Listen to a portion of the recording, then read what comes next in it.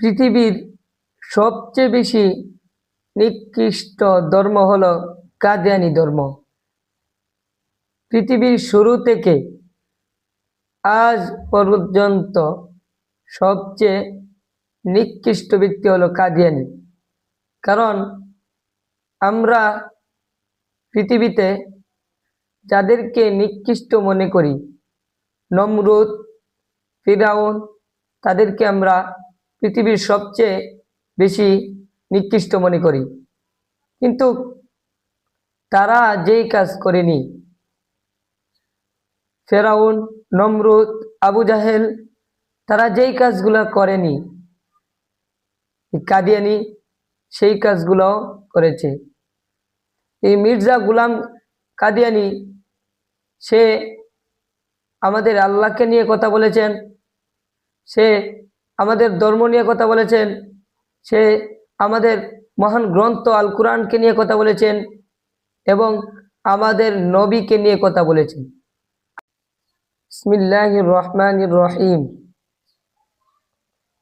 এখন আমরা জানব মির্জা গোলাম আহমদ কাদিয়ানীর আরো কিছু বক্তব্য, যেই বক্তব্যগুলা মির্জা গোলাম আহমদ কাদিয়ানী তার বিভিন্ন কিতাবের মধ্যে উল্লেখিত করেছেন।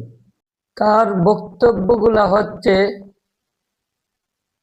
আমি খুদার বীর্য, নাউজুবিল্লাহ। মির্জা গোলাম আহমদ কাদিয়ানী তার বক্তব্যের মধ্যে বলেন, আমি খুদার বীর্য, নাউজুবিল্লাহ মিন জালিমিন।